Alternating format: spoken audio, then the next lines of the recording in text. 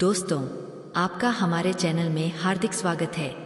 इस बार 2 जून को अपरा एकादशी है और यह दिन माता लक्ष्मी की कृपा प्राप्ति के लिए बहुत ही अच्छा होता है, क्योंकि एकादशी का दिन भगवान विष्णु का होता है और माता लक्ष्मी की कृपा प्राप्त करने के लिए इस दिन बहुत ही अच्छे उपाय किए जा सकते हैं।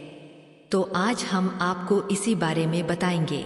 इसी प्रकार हम हर शुभ मुहूर्त पर उपाय बताते रहते हैं, जिनका आप भरपूर लाभ उठाया कीजिए। और अगर आपने सब्सक्राइब नहीं किया है तो तुरंत सब्सक्राइब कर ले और सब्सक्राइब बटन के पास बेल बटन दबाना ना पड़े, जिससे आपको सही समय पर जानकारी मिलती रहे, नियमित अपडेट्स मिलते रहे। अगर आपके जीवन में काफ़ी प्रयास और कड़ी मेहनत के बाद भी सफलता नहीं मिल रही है तो एकादशी पर किए जाने वाले उपाय आपका भाग्य बदल सकते हैं। एकादशी के दिन भगवान विष्णु को प्रसन्न करने के लिए यदि कुछ उपाय किए जाए तो उनके साथ साथ माता लक्ष्मी की भी कृपा मिलती है और उपाय करने वाले की इच्छा भी जरूर पूरी होती है। एकादशी पर उपाय करने से भाग्य तो बदलता ही है और साथ ही साथ स्थायी रूप से सुख, समृद्धि और लक्ष्मी का वास भी होता है। अगर आप हर एकादशी पर इन उपायों को करके भरपूर लाभ उठाते हैं तो आपके घर में और आपके जीवन में सुख समृद्धि का वास होता ही है। तो सबसे पहला उपाय है, इस बार अपरा एकादशी 2 जून को है तो आपको तुलसी की 108 परिक्रमा करनी है और इस मंत्र को बोलते हुए करनी है। ओम नम भगवते वासुदेवाय। इस मंत्र को बोलते हुए तुलसी की 108 परिक्रमा करें। अगर आपके घर के भी सभी सदस्य कर सकते हैं तो बहुत ही अच्छा है, नहीं तो आप भी कर सकते हैं। एकादशी पर तुलसी की 108 परिक्रमा करने से घर में सुख शांति बनी रहती है और संकट नहीं आता है। इसके साथ ही भगवान विष्णु की कृपा भी मिलती है, जिससे घर में धन और अन्न की कमी कभी नहीं होती है।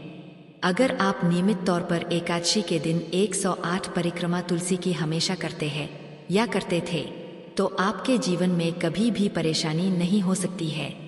धन और अन्न की कमी आपके घर में नहीं होती है। अगर आपके घर के सभी सदस्य ऐसा करते हैं तो बहुत ही अच्छा होता है। दूसरा उपाय है, अगर आपकी शादी में रुकावट आ रही है या आपके रिलेशनशिप अच्छे नहीं चल रहे हैं, लड़ाई झगड़े होते हैं या आपको दाम्पत्य सुख नहीं मिल रहा है, बात बात पर छोटी लड़ाइयाँ सबके जीवन में होती रहती है, तो आप एकादशी पर भगवान विष्णु को पीले फूल, पीले वस्त्र और पीली मिठाई अर्पित किया करें। ऐसा करने से शादी के जल्दी योग बनते हैं और दाम्पत्य जीवन में बहुत ही अच्छे सुख मिलने लगते हैं। लड़ाइयाँ नहीं होती है, पार्टनर्स में प्यार बढ़ने लगता है और वह अलग नहीं होते हैं। अगर आप नियमित तौर पर एकादशी पर ऐसा करते हैं, भगवान विष्णु को ये सब चीजें अर्पित करते हैं, तो आपका दाम्पत्य जीवन बहुत ही सुखी रहता है। भगवान विष्णु के साथ माता लक्ष्मी की कृपा भी मिलती है, जिससे आपकी आर्थिक समस्याएं भी ठीक होने लगती है। कई बार आर्थिक समस्याओं के कारण ही लड़ाइयाँ हो जाती है घर में, तो ऐसा करने से भगवान विष्णु के साथ माता लक्ष्मी की कृपा भी मिलती है, जो आपके लिए बहुत ही अच्छा है। इसके साथ साथ आप एकादशी के दिन भगवान विष्णु को खीर का भोग जरूर लगाएं और ध्यान रखें, आपको खीर में तुलसी के 9 पत्ते डालने हैं। खीर बना लेने के बाद 9 पत्ते उस पर रखने हैं और फिर भगवान विष्णु को भोग लगाना है। यह बड़ा ही सरल और साधारण सा प्रयोग है, लेकिन इसके परिणाम बहुत ही अच्छे मिलते हैं। शांति तो मिलती ही है और साथ ही आर्थिक समस्याएं भी दूर होती है। इसमें ध्यान आपको यह रखना है कि तुलसी के पत्ते आपको एकादशी के दिन नहीं तोड़ने हैं। खीर में डालने के लिए आपको तुलसी के पत्ते 1 दिन पहले ही तोड़कर रखने हैं। एकादशी से 1 दिन पहले तोड़ के रखने हैं और उनको आप पानी में रख सकते हैं, जिससे वह अगले दिन तक ठीक रहे हैं। तो दोस्तों, बड़ा ही सरल सा उपाय है, एकादशी के दिन जरूर करें और अपने जीवन में आर्थिक समस्याओं को दूर करें।